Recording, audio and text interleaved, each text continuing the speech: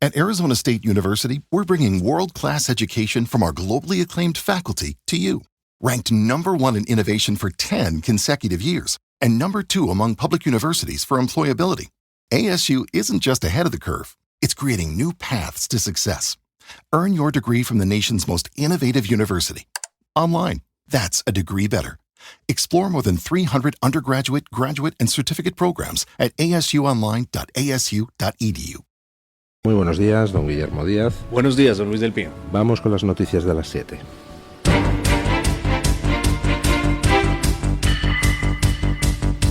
Luis del Pino es Radio Libertad. Hola, muy buenos días y cordial saludo para todos. Comenzamos con la información de este jueves 15 de mayo contándoles que Pedro Sánchez ha calificado en el Congreso de los Diputados a Israel como Estado genocida durante la sesión de control ayer, el miércoles. También le puntualizo una cosa, señor Rufián. Nosotros no comerciamos con un Estado genocida. No lo hacemos, señoría. Y creo que el otro día, desde esta tribuna, explicité precisamente de qué estábamos hablando, cuando se hablaba de algunas cosas que no se ajustan a la verdad. Y finalmente, señoría, hombre, decir que nosotros hemos estado con un silencio cómplice ante los ataques, perdone que lo diga, llevamos sufriendo los 7 años. Sus palabras surgieron en respuesta a una acusación del diputado de RC, Gabriel Rufián, quien había criticado al gobierno por, como él dijo, comerciar con un Estado genocida como Israel. En reacción a estas declaraciones, Israel ha convocado este jueves a la embajadora española en Jerusalén, Ana Solomón, para una reunión de amonestación formal en el Ministerio de Asuntos Exteriores. Según un portavoz del departamento israelí, la citación se produce tras las duras declaraciones del presidente del gobierno español. Esta no es la primera vez que Solomón es convocada por las autoridades israelíes, ya que en mayo también fue llamada tras el anuncio de que España reconocería a Palestina, decisión que el ministro de Exteriores israelí Israel Katz calificó entonces como conceder una medalla de oro a los asesinos de Hamás. Bueno, en estos momentos España se ha convertido en la punta de lanza del antisemitismo internacional, de la mano de un Pedro Sánchez que en realidad pues yo no creo que piense nada de lo que dice sobre Israel, ni de lo que dice ni de lo que hace. Creo que Pedro Sánchez, pues en fin, carece de toda convicción política. Pero Sánchez tiene un problema de colocación, un problema de nicho de mercado y necesita resolverlo. Sánchez necesita colocarse en alguna parte cuando deje la Moncloa, que cada vez está más claro que va a ser más pronto que tarde. Y Sánchez ha decidido pues hacerse el rey del mambo del antisemitismo occidental. Sánchez, junto con algún otro país como Irlanda, desoyendo pues esa tradición que el mismo Sánchez ha invocado en otras ocasiones de adoptar posturas de carácter internacional conjuntas en la Unión Europea, decidió reconocer al Estado de Palestina. Y Sánchez, pues hace poco, firmó el gobierno de España junto con Irlanda, Malta, Noruega y alguna otra primera potencia mundial del mismo calibre, pues firmó también otra carta antisemita contra el gobierno israelí. Ayer Sánchez calificaba de Estado genocida a Israel en el Congreso de los Diputados y de nuevo eso es, pues no porque lo piense, porque sabe que es mentira.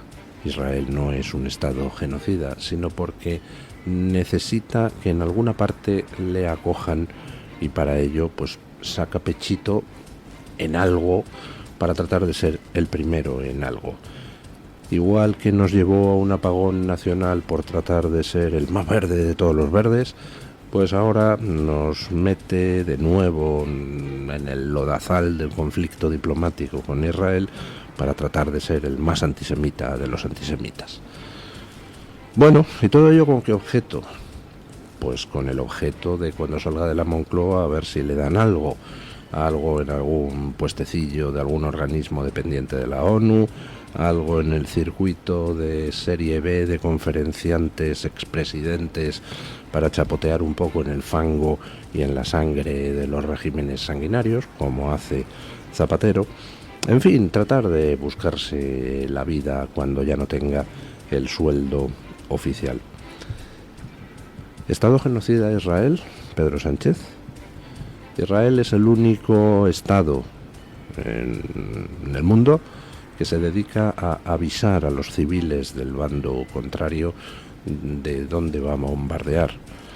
Israel es el único que distribuye octavillas, manda SMS, manda WhatsApps, avisa con megáfonos de evacúen esta zona porque vamos a entrar a limpiarla de terroristas de Hamás.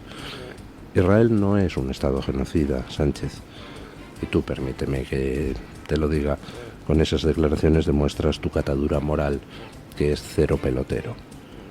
Israel es un Estado que se está defendiendo de una agresión, es así, genocida, la del 7 de octubre, llevada a cabo por unos terroristas, los de Hamás, que llevan gobernando la Franja de Gaza con puño de hierro y, por cierto, asesinando a todos los palestinos que no están de acuerdo con su dictadura infecta, y que con el dinero de Occidente se ha dedicado no a proteger, no a promover, no a enriquecer a la población palestina, sino que se ha dedicado a construir toda una infraestructura terrorista que permita el ataque a Israel. Israel lo único que está haciendo es defenderse de un ataque asqueroso, de un ataque repugnante, de un ataque de una crueldad como no se conocía desde hace décadas, desde hace muchas décadas. Israel procura defenderse con la máxima de las pulcritudes, con el máximo respeto a la población civil, intentando minimizar las bajas civiles. Si Israel fuera un Estado genocida, en estos momentos no quedaría un palestino vivo en Gaza.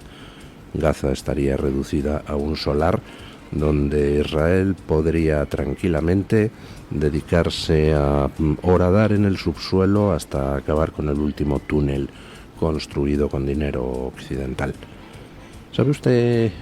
Sabes, querido Pedro, porque es que no mereces ni que te trate de usted. ¿Sabes, querido Pedro, quién si es genocida? Jamás. ¿Sabes quién comete crímenes de guerra? Jamás. ¿Sabes quién utiliza a su población como escudos humanos? Jamás. ¿Sabes quién secuestra a civiles?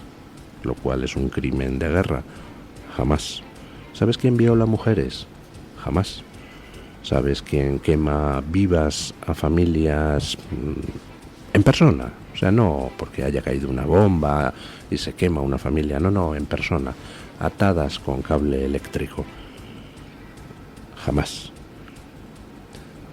Hamás es una organización repugnante que construye túneles que usa para refugiar a los terroristas mientras los civiles los deja arriba para ver si tiene suerte y Israel mata a unos cuantos para poder restregárselos en la cara a Israel. Los que no son genocidas, los que son verdaderamente regímenes democráticos y humanos, actúan al revés. Los combatientes arriba, la población abajo, en los túneles, a defenderse. Hamás hace lo contrario. Hamás es una organización genocida. Y tú, Sánchez, eres un político repugnante y miserable, que venderías a tu madre con tal de tener un sitio donde caerte muerto cuando salgas de la Moncloa, porque como miserable que eres, nadie te quiere en ninguna parte respetable una vez que abandones tus responsabilidades políticas. Bueno, ayer salió un informe pues que denuncia un problema real, pero que es un informe enormemente curioso, porque denuncia el problema real ocultando las causas reales. Escuchen. Las agresiones contra las personas LGTBI se han duplicado en España durante el último año, según revela el tercer informe titulado Estado del Odio, Estado LGTBI+, elaborado por la Federación Estatal de Lesbianas, Gays, Trans, Bisexuales, Intersexuales y más, y presentado este miércoles en Madrid. El estudio muestra que 1 de cada 6 personas LGTBI, es decir, el 16,25%, ha sufrido una agresión física o verbal en los últimos 12 meses frente al 6,8% registrado el año anterior. En total, el 42,5% de las personas del colectivo ha sido víctima de alguna situación de LGTBI-fobia, ya sea agresión, acoso o discriminación. Esta federación estatal estima que aproximadamente 5 millones de españoles pertenecen al colectivo, lo que significa que alrededor de 812.000 personas han sufrido agresiones, 819.000 acoso y 1.280.000 discriminación. La calle continúa siendo el lugar donde más se producen estas agresiones, seguida de centros escolares y lugares de ocio. La federación esta, que me supongo será la formada por las organizaciones que se dedican a fagocitar impuestos de los españoles para su activismo LGTB, ha sacado un estudio diciendo algo que ya sabemos porque hay muchos youtubers, por ejemplo, que vienen denunciando el incremento de las agresiones homófobas. Por supuesto que hay un incremento bastante notable de las agresiones homófobas. Se han duplicado en el último año, dice esta federación. Hay gente como Infoblogger denunciando desde hace muchísimo tiempo ese incremento de las agresiones homófobas. Lo curioso es que, pues, no explican las causas. ¿Cuáles son las causas de ese incremento, queridos? ¿Quién protagoniza esas agresiones homófobas? ¿Quiénes son los agresores? Porque resulta que los agresores son, en su gran mayoría, pues gente proveniente de esos países donde los homosexuales pues no son vistos precisamente con ojos positivos. Vamos, que las agresiones homófobas que se han duplicado en el último año tienen en su mayor parte, en su gran mayor parte, como protagonistas a inmigrantes, en la mayoría de los casos ilegales, llegados a este país al calor de las políticas de inmigración, que los mismos que nutren de subvenciones a esta federación de organizaciones LGTBI promueven. Vamos, que sois vosotros mismos los que estáis trayendo de fuera a los que os agreden, como bien están denunciando tantos youtubers, tantas personas homosexuales no abducidas por estos movimientos de LGTBI progres, como bien están denunciando tantos homosexuales que no dependen de la subvención pública para vivir, mientras que vosotros calláis, o peor aún, a esos homosexuales que denuncian cómo las políticas migratorias están haciendo que cada vez sea más inseguro ser homosexual en España, encima les acusáis de fachas, de buleros. En España se han duplicado las agresiones homófobas en el último año, sí, y es por culpa de los mismos que os financian a vosotros. Igual que se han triplicado en 6 años las agresiones sexuales a mujeres, gracias a las políticas migratorias de este gobierno que dice ser feminista y que en realidad ha sido el peor enemigo de las mujeres en muchísimas décadas. En fin. Bueno, Trump sigue con su gira en Oriente Medio y ayer pues consiguió otro éxito comercial. Es un hombre de negocios, está claro. Y en estos momentos pues actúa como representante comercial de su país. Hace 2 días conseguía de Arabia Saudí una inversión de 600.000 millones de dólares en Estados Unidos. Hace un poquito más, unos pocos más días, también conseguía inversiones ultramillonarias desde Japón y desde empresas americanas que antes invertían fuera y ahora anuncian inversiones ultramillonarias en Estados Unidos. Y ayer pues consiguió un megacontrato para la venta de aviones. Escuchen. El presidente de los Estados Unidos, Donald Trump, ha anunciado este miércoles un histórico acuerdo comercial durante su visita oficial a Qatar.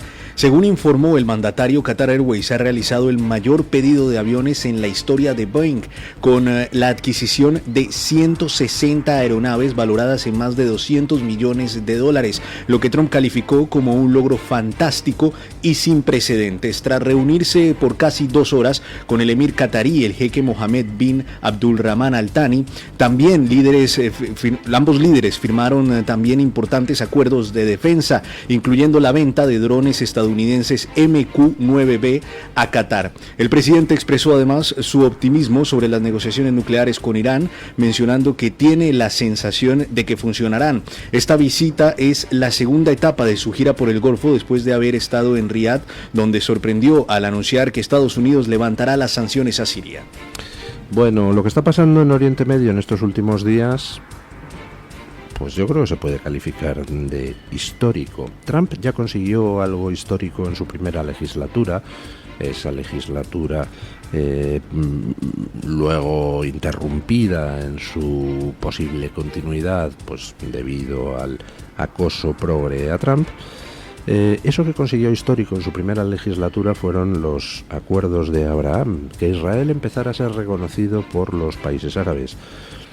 Un país que quedó pendiente de normalizar del todo las relaciones con Israel, pues era Arabia Saudí. De hecho, pues una de las teorías más extendidas sobre el porqué de los ataques del 7 de octubre por parte de Hamás es que precisamente lo que buscaban era romper el deshielo de relaciones entre Israel y una parte de los países árabes. Trump está consiguiendo de nuevo trazar alianzas entre Estados Unidos y los países árabes, alianzas que redundarán en que se normalicen las relaciones de Israel con el mundo árabe, y eso incluye muy posiblemente a Qatar, país hasta ahora fuertemente opuesto al gobierno israelí, dado su carácter de país islamista bastante radical. Trump ha conseguido que el partido PKK, el partido de la resistencia kurda, anuncie el abandono de las armas, lo cual va a implicar seguramente la normalización del conflicto en Turquía y en el norte de Siria. Y Trump sorprendió con un movimiento en estos días pasados, levantando sanciones a Siria, ahora regida por un exmiembro de Al-Qaeda, e incluso reuniéndose ayer con él. Preguntaba alguna gente en las redes, vamos a criticar ahora a Trump por reunirse con el líder sirio, igual que hemos criticado a Macron por reunirse con el líder sirio y a la Unión Europea por reunirse con el líder sirio. Pues hombre, podemos criticar a Trump por reunirse con el líder sirio. A mí me parece que todo lo que sea tender la mano a gente asquerosita tiene que estar muy bien justificado. Pero no me comparen ustedes, perdón. O sea, a Macron se le critica y a la Unión Europea se le critica porque se dedican a reunirse con el líder sirio al mismo tiempo que dicen que Netanyahu es un canalla que no puede pisar suelo europeo porque el Tribunal Penal Internacional, dirigido por un antisemita que está, pues en fin, abrumado por las acusaciones de acoso sexual, ha emitido una orden de detención contra Netanyahu. Es decir, a Macron se le critica porque mientras que a Netanyahu le dice que allí en Francia no pise porque le detiene, sin embargo, sí admite que el líder sirio se reúna con él y le da la mano. Eso, perdón, pero no lo hace Trump. Trump es el principal valedor del régimen, del gobierno israelí.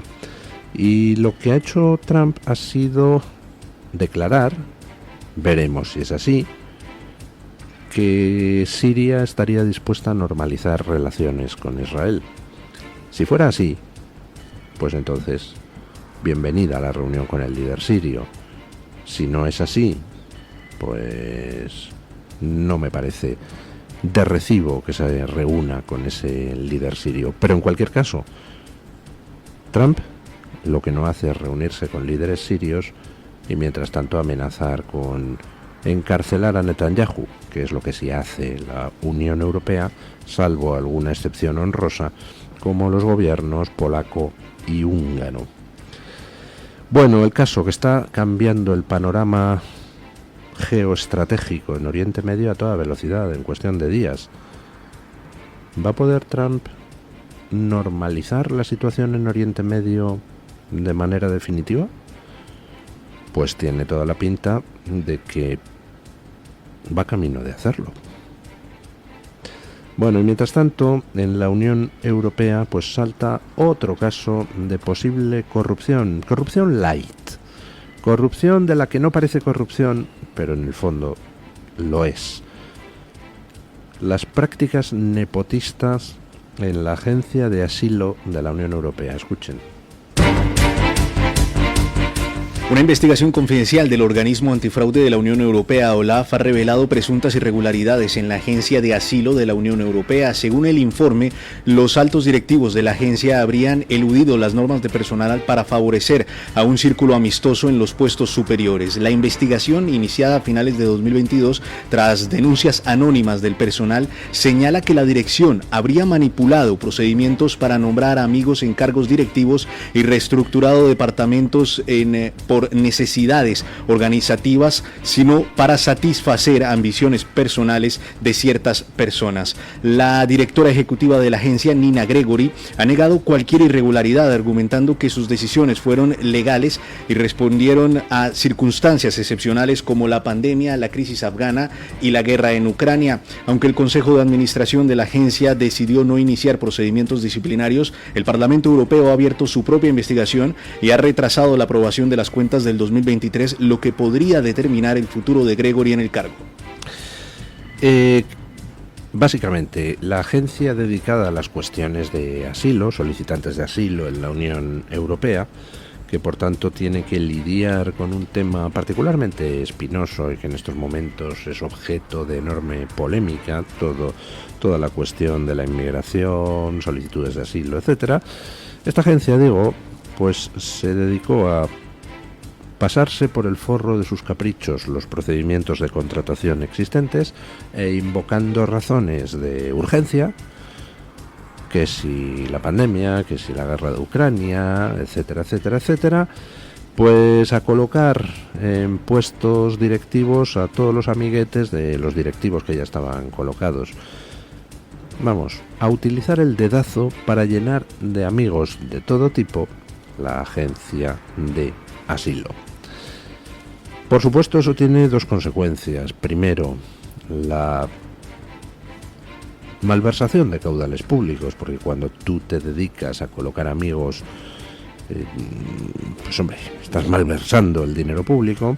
Y segundo, pues pone en cuestión todas las decisiones relativas a las políticas de asilo de la Unión Europea, porque claro, si una agencia de asilo, que se supone que tiene que ser un organismo burocrático neutral, un organismo que trate de ayudar a la resolución de una serie de problemas, pero desde un punto de vista no partidista, si una agencia que tiene que tener esas características, pues tú la llenas de amiguetes políticos, pues al final lo que esa agencia produzca, lo que esa agencia regule, lo que esa agencia haga, va a ser algo asépticamente burocrático destinado a hacer el bien, o lo que va a ser es algo destinado a imponer una cierta visión política en el tratamiento de los asuntos de asilo y de paso forrarse bien el riñón.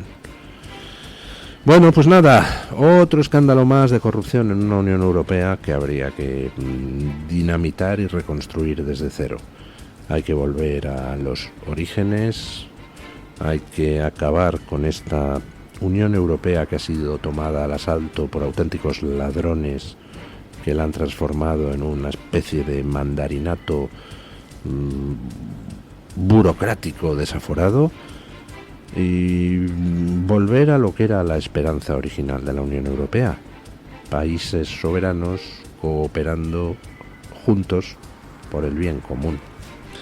Bueno, y en Estados Unidos ayer David Alandete, el que posiblemente sea el mejor corresponsal en Estados Unidos de la actual prensa española, pues David Alandete ponía un mensaje en Twitter donde anunciaba que acaba de salir un nuevo libro sobre pues una operación de desinformación masiva en los Estados Unidos, operación de enorme gravedad y que ha tenido enormes consecuencias. Escuchen.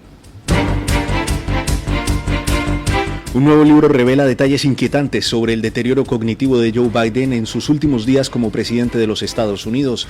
Escrito por los periodistas Jake Tapper de la CNN y Alex Thompson de Axios, Pecado Original se basa en más de 200 entrevistas con personas cercanas al expresidente.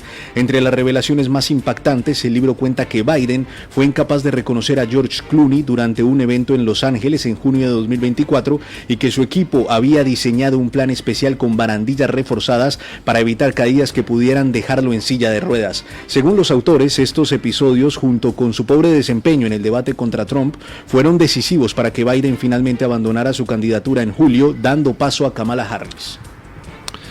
Que Biden no estaba en condiciones de dirigir Estados Unidos es algo que todos sabíamos. Todos lo sabíamos. Pero una mitad... No, ¿qué digo una mitad? Un 90% de la profesión periodística, es decir, la parte progre de la profesión periodística, estuvo negando por activa y por pasiva que eso fuera cierto. Se estuvo negando con énfasis, acusando de buleros a los que decían, oiga, que Biden está absolutamente gaga. Una campaña de descrédito brutal contra todo aquel que se atrevía a señalar lo evidente, que Biden estaba senil, que Biden no estaba en condiciones de dirigir el país. ¿Y por qué esa campaña brutal? Pues porque hacía falta esa brutalidad para intentar acallar las voces, porque es que si no las cuestiones empezaban a acumularse encima de la mesa. Por ejemplo, ¿quién narices controla el maletín nuclear si el presidente está gaga? ¿Quién narices toma las decisiones importantes de política exterior si el presidente está gaga? ¿Quién dirige el país realmente si el presidente está gaga? Querían a toda costa evitar ese tipo de preguntas y por eso emprendieron una inmisericorde campaña de intoxicación y de mentiras. Lo que hacen siempre los progres: mienten sobre todo, sin ningún rubor, y cuanto más agresivos son, más burda es la mentira que intentan mantener con esa agresividad. Y lo terrible es que estuvieron a punto de hacer que fuera reelegido. Estuvieron a punto de permitir que fuera candidato. Y de hecho, al final, tanto insistieron en mantenerle como candidato que todo se precipitó en el último momento porque vieron que aquello se desmoronaba y porque ahí dio un paso adelante Kamala Harris, que es una mujer, pues hombre, en fin, bastante cortita, pero muy ambiciosa, y entonces, pues, desbarató todos los planes para alguna solución de último minuto, de meter a Michelle Obama. Un follón de 3 pares de narices. Y ahora lo ponen negro sobre blanco, pues 2 periodistas pues que no son precisamente fachosféricos, uno de la CNN, otro de Axios. ¿Alguien va a pedir perdón por esa campaña de desinformación masiva que se une a otras campañas anteriores, como por ejemplo la campaña para acogotar y silenciar a los que denunciaban las prácticas criminales del hijo de Biden? En fin,